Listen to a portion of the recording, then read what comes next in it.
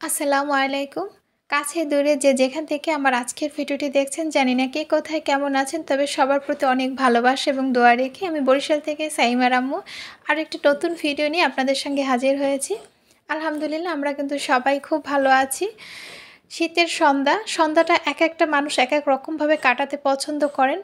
কেউ দেখবেন খুব সিম্পলভাবে সাদামাটাভাবে করে, আবার কেউ সন্ধ্যাবেলা কিছু না কিছু বানিয়ে খেতে হবে এক রকমের ভাবে।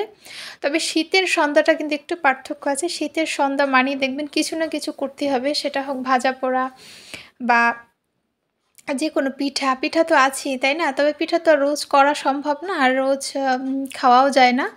তো আমি কিন্তু আজকের সন্ধ্যাটা একটু অন্যরকমভাবে সাজিয়েছি। যেমন আজকে ছোলা বুট করব। বেশ কয়েকদিন যাবতই খেতে ইচ্ছে করছিল। এই খাবারটা রমজান মাস ছাড়া কিন্তু খুব একটা খাওয়া হয় না আমাদের। আমার বাসায় খাওয়া হয় না, কারণ আমার বাসায় তো আসলে ওরকম খাওয়ার কোনো লোক নেই। তো ২ জন মানুষ আছি, আমি এবং সাইমার আব্বু। আর সাইমা বা সিয়াম ওরা তো খুবই ছোট। আমাদের সঙ্গে হয়তো ১-২ চামচ খায়, ওই আরকি।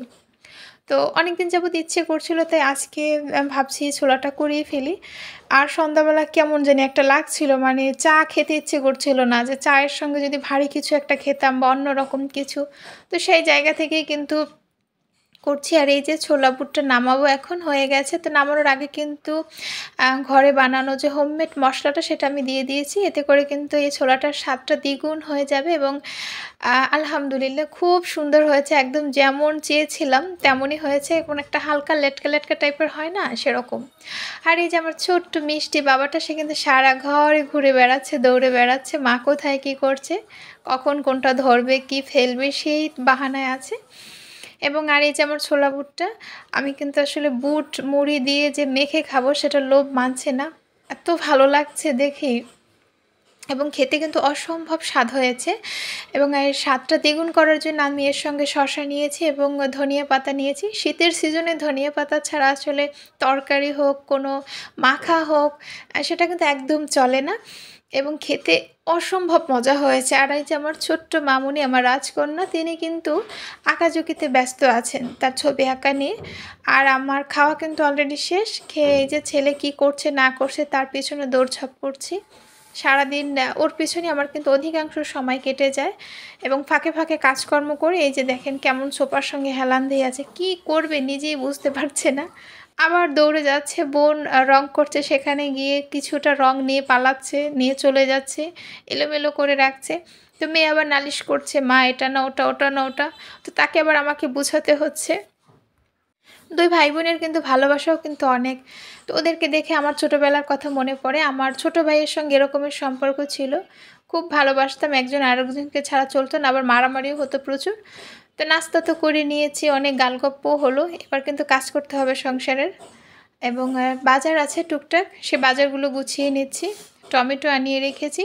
টমেটো একটু কাঁচা পাকা টাইপের আনিয়েছি, মানে কাঁচাটা একটু বেশি। তো ক্যামেরায় কিন্তু অতটা ভালো বোঝা যাচ্ছে না, তবে এটা কিন্তু একদম পাকা না, যেন আস্তে পাকে। এবং শীতকালে রান্নার আর যে রঙের জন্য দেখবেন, বা রান্নার স্বাদের জন্য টমেটো ছাড়া একদমই তরকারি রান্না চলে না। আর এমনিতেও আমি প্রত্যেক সিজনই আমি টমেটো রান্নায় ব্যবহার করতে খুবই পছন্দ করি।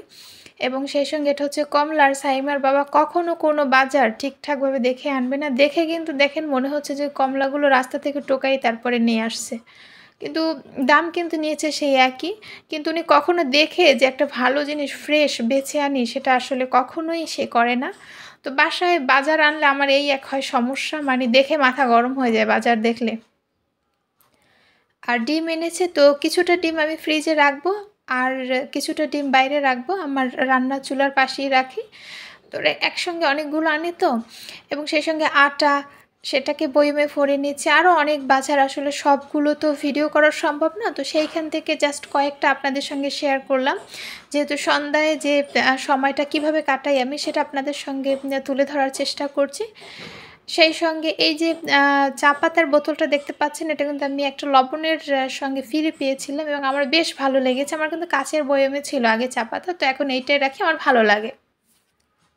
সকালবেলা ঘুম থেকে যখন উঠি, সেই যে তাকাই আর কাজ শুরু হয়, রাতে যখন ঘুমাতে যাই তখন সেই কাজ শেষ হয়। তারপর যেহেতু ছোট বাচ্চা আছে, ও ফিডিং করে, রাতে বারবার উঠতে হয়। কাজ কিন্তু শেষ হয় না। দিনে যে রকমের কাজ থাকে একটার পর একটা কাজ, আবার সন্ধ্যার পরেও কাজ থাকে। সন্ধ্যার পরে এই কাজগুলো কেন করেছি জানেন? যাতে পরের দিনের কাজটা আমার সহজ হয়। তো কাজের বর্ণনায় কিন্তু আমি আর যাব না, তাহলে ভিডিও আজ আর শেষ হবে না। তো আজকের আমাদের 3 জনের সন্ধ্যাটা কিভাবে কাটে সেটা আপনাদের সঙ্গে তুলে ধরলাম। আশা করি আপনারা আমার ভুল ত্রুটিগুলোকে ক্ষমা করে দেবেন এবং সেই সঙ্গে আপনারা সবাই খুব ভালো থাকবেন। আল্লাহ হাফেজ। আসসালামু আলাইকুম।